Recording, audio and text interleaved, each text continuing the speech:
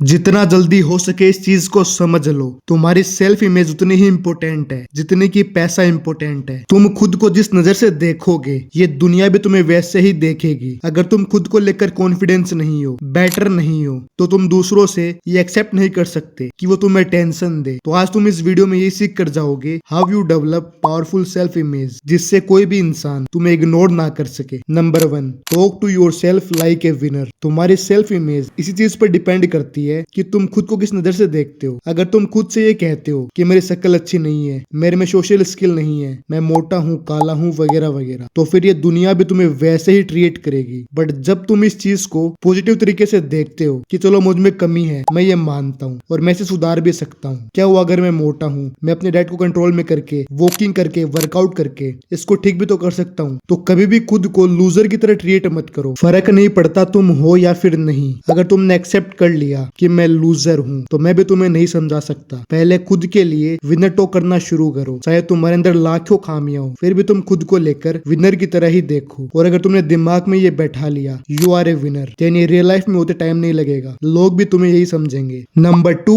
Improve your overall personality. देखो अगर तुम्हें सच में अटेंशन ही चाहिए, पब्लिक प्लेस में हर इंसान तुम्हें देखकर स्माइल करे, अटेंशन दे, तो तुम्हें अपने dressing sense, physique, face, hair, इन सब को इम्प्रूव करना ही पड़ेगा। क्योंकि तुम इस चीज को समझो, तुम पब्लिक प्लेस में हर इंसान से तो बात नहीं कर सकते, भले ही तुम्हारी सोशल स्किल कितनी भी अच्छी क्यों ना हो। अगर तुम्हें अटेंशन चाहिए तो तुम्हें अपनी पूरी पर्सनैलिटी को इम्प्रूव करना ही पड़ेगा। और तुम्हें भी पता है इसे कैसे करते हैं, बट तुम फिर भी नहीं करते हो क्योंकि इसमें थोड़ा सा पैसा लगता है। अब देख मेरे दोस्त, अगर पैसा तुम्हारी पर्सनैलिटी को इम्प्रूव कर रहा है तो it's not waste of money, it's invest of money. So if you want attention, validation, then थोड़ा तो खुद को इम्प्रूव करना ही पड़ेगा। There is no other option to seek attention in public place. Number 3, speak less speak strong. मैंने ऐसे बहुत इंसान देखे हैं जो हद से ज्यादा बोलते हैं, बिना वजह अपना ज्ञान देने लगते हैं, कोई उनसे बात भी नहीं कर रहा, उनको सीरियस भी नहीं ले रहा, फिर भी वो बकबक करते जा रहे हैं और इससे वो अपनी वैल्यू, सेल्फ रिस्पेक्ट, अटेंशन, इन सबको मिट्टी में मिला देते हैं। और मैं भी पहले ऐसा ही था, बट जब तुम ये समझ जाओगे कि कम बोलना, बट जब भी बोलना कुछ पावरफुल, वैल्यूएबल बोलना या बढ़िया जोक क्रैक करना तुम्हें एक स्ट्रॉन्ग पर्सनैलिटी बनाता है। लोग तुम्हें टेंशन देते हैं और अगर तुम्हें नहीं पता कि तुम्हें लोगों से कैसे बात करनी है, जोक कैसे मारने हैं, तो प्लीज शांत होकर बैठ जाओ। इससे कम से कम तुम अपनी वैल्यू को, सेल्फ रिस्पेक्ट को तो नहीं गवाओगे ना। आई नो तुम बोलोगे